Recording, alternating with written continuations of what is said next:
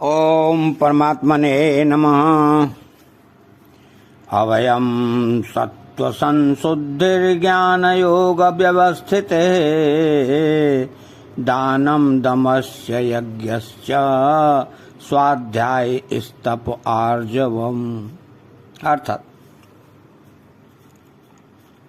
भगवान ने कहा है कि जो मुझे पुरुषोत्तम जान लेता है वह सब प्रकार से मेरा ही भजन करता है, अर्थात वो मेरा अनन्य भक्त हो जाता है।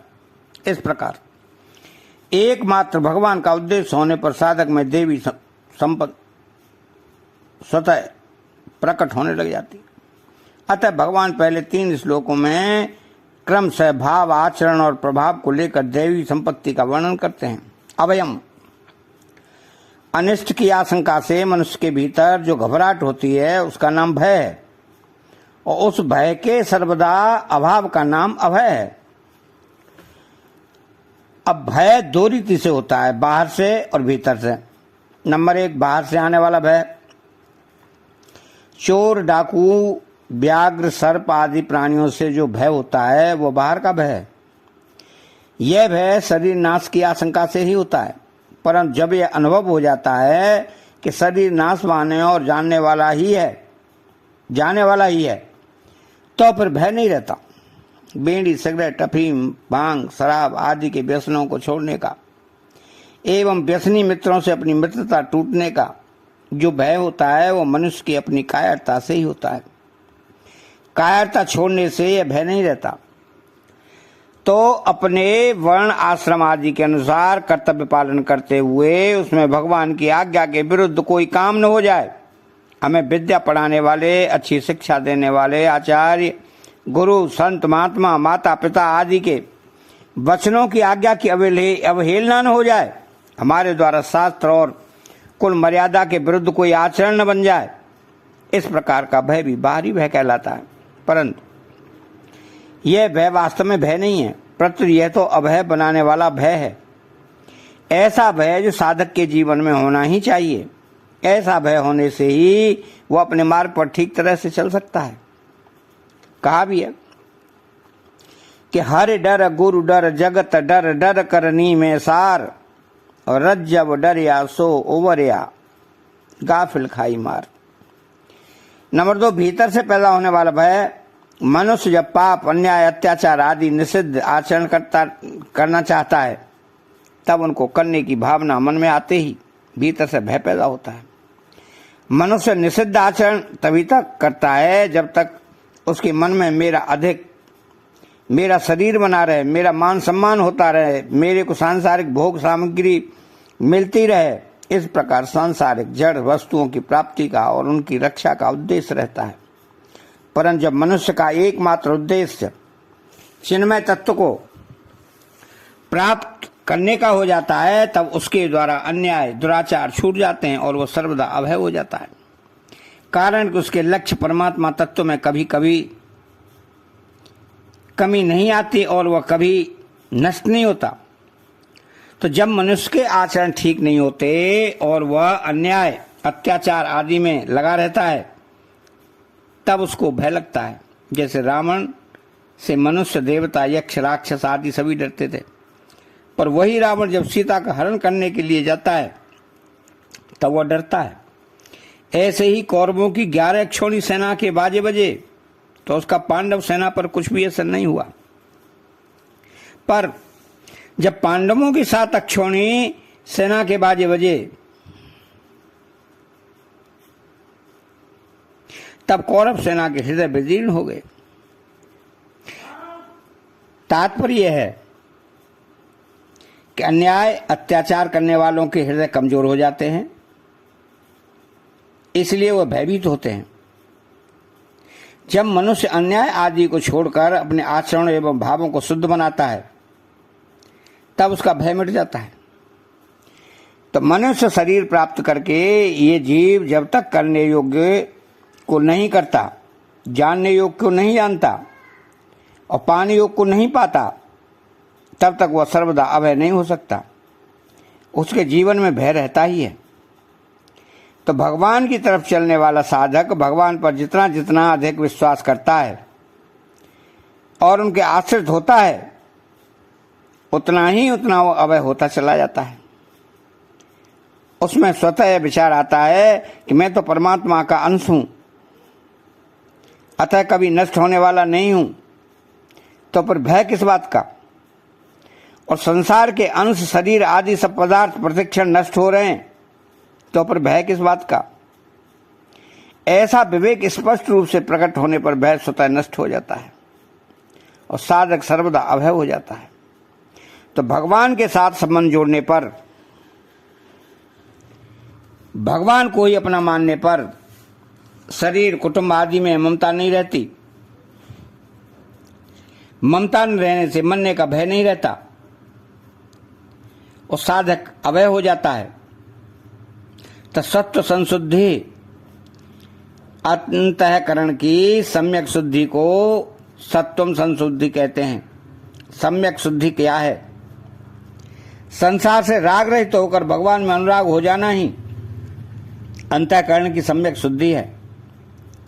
जब अपना विचार, भाव, उद्देश्य, लक्ष्य केवल एक परमात्मा की प्राप्ति का हो जाता है, तब अंतःकरण शुद्ध हो जाता है।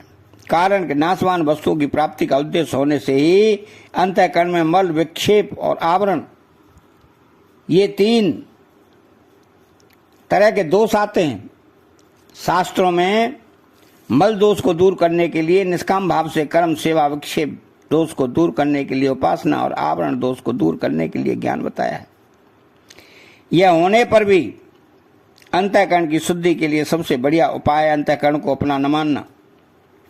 तो साधक को पुराने पाप को दूर करने के लिए या किसी परिस्थिति के वशीभूत होकर किए गए पाप को दूर करने के लिए अन्य प्रायश्चित करने की उतनी आवश्यकता नहीं है। उसको तो चाहिए कि वह जो साधन कर रहा है उसी में उत्साह और तत्परता पूर्वक लगा रहे, फिर उसके ज्ञात अज्ञात सब पाप दूर हो जाएंगे और अंतःकरण स्वतः शुद्ध हो जाएगा। साधक में ऐसा एक भावना बन जाती है कि साधन भजन करना अलग काम है और व्यापार धंधा आदि करना अलग काम है, अर्थात ये दोनों अलग अलग विभाग हैं। इसलिए व्यापार आदि व्यवहार में झूठ कपट आदि तो करने ही पड़ते हैं। ऐसी जो छूट ली जाती है उससे अंतःकरण बहुत ही अशुद्ध होता है। साधन के साथ साथ जो असाधन होता रहता है उससे साधन में जल्दी उन्नति नहीं होती।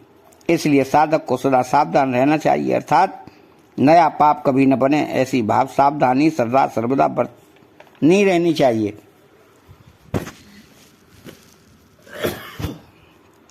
साधक भूल से किए हुए दुष्कर्मों के अनुसार अपने को दोषी मान लेता है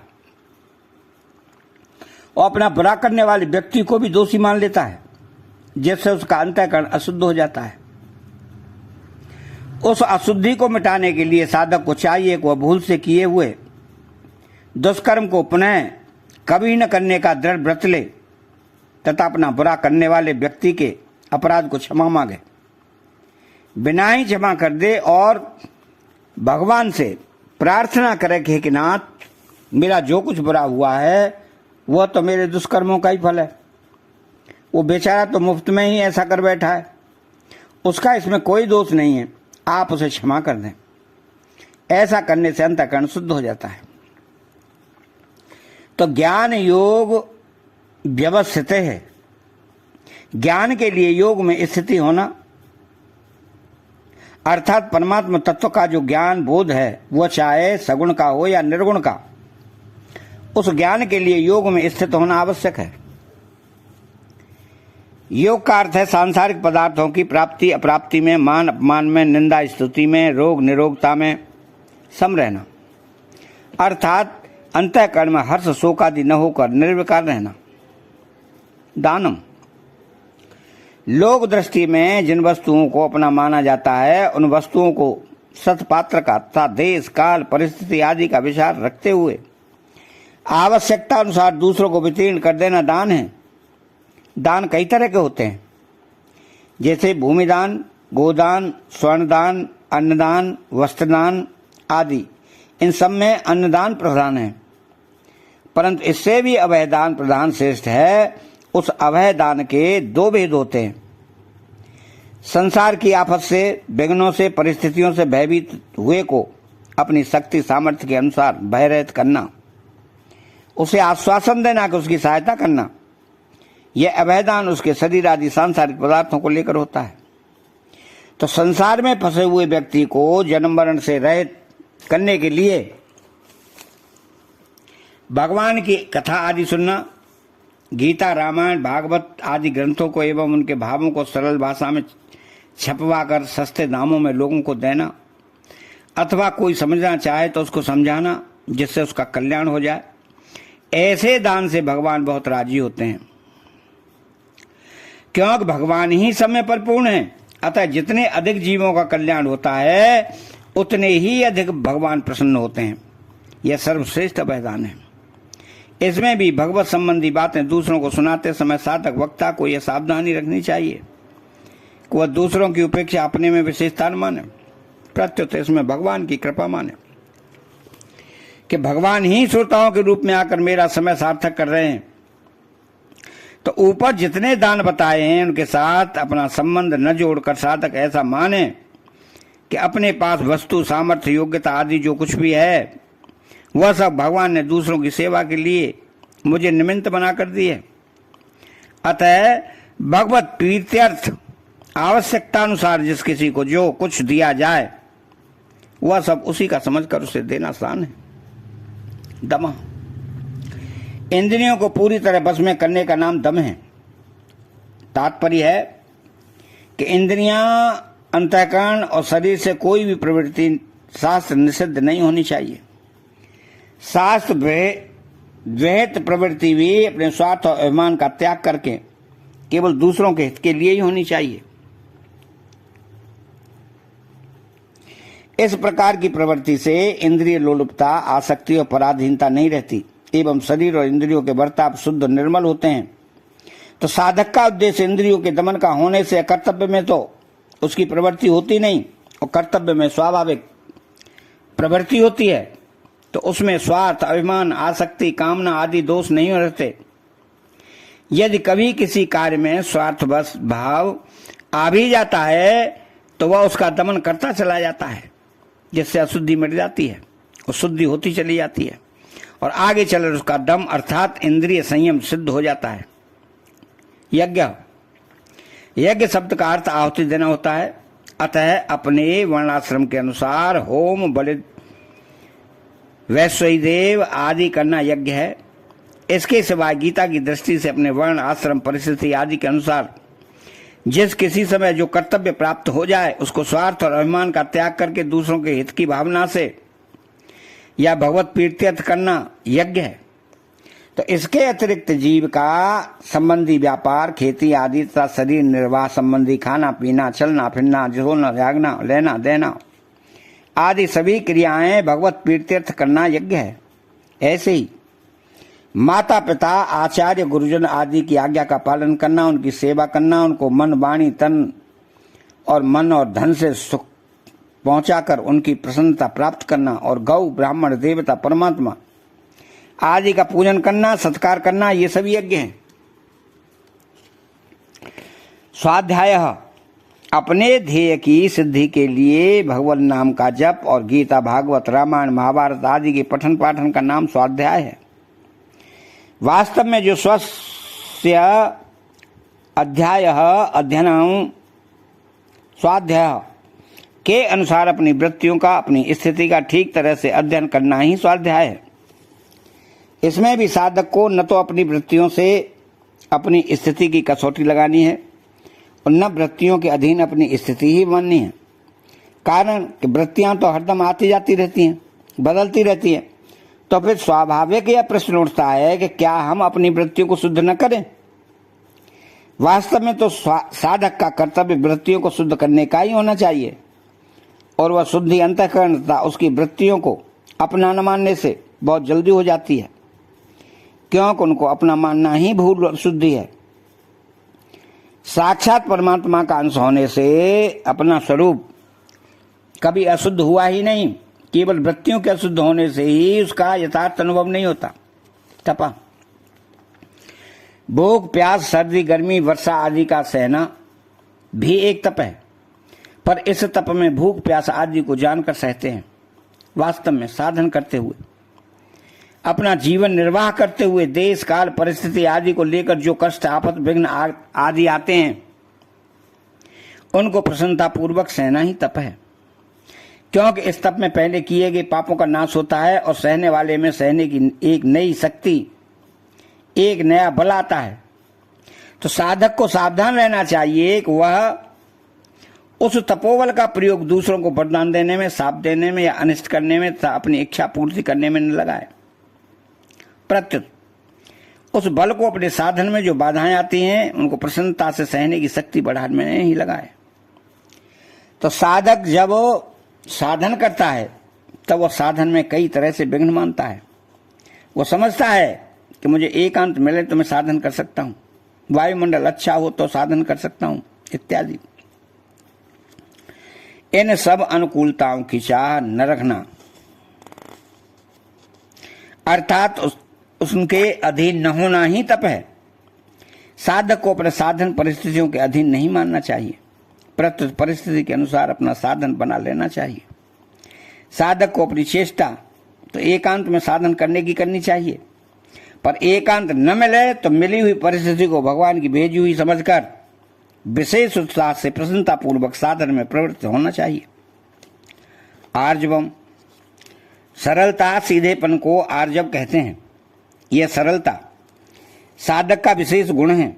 यह साधक ये चाहता है कि दूसरे लोग मुझे अच्छा समझें, मेरा व्यवहार ठीक नहीं होगा तो लोग मुझे बढ़िया नहीं मानेंगे, इसलिए मुझे सरलता से रहना चाहिए। तो यह एक प्रकार का कपट ही है। इससे साधक में बनावटीपन आता है, जब साधक में सीधा सरल भाव होना चाहिए। सीधा सरल होने के कारण लोग उसको मूर्ख बेसमझ कह सकते हैं, पर उससे साधक की कोई हानि नहीं है। अपने उद्धार के लिए तो सरलता बड़े काम की चीज है। तो कपट गांठ मन में नहीं, सब सो सरल स्वभाव, नारायणता भक्त की लगी किनारे नाव। इसलिए साधक के शरीर, वाणी और मन के व्यवहार में कोई बनावटीपन नहीं रहना चाहिए, उसमें स्वाभाविक सीधापन होना चाहिए। अतः चैनल को सब्सक्राइब करें, बेल आइकन घंटी को दबाएं और कमेंट बॉक्स में जय श्री कृष्णा लिखें। बोलो जय श्री कृष्णा।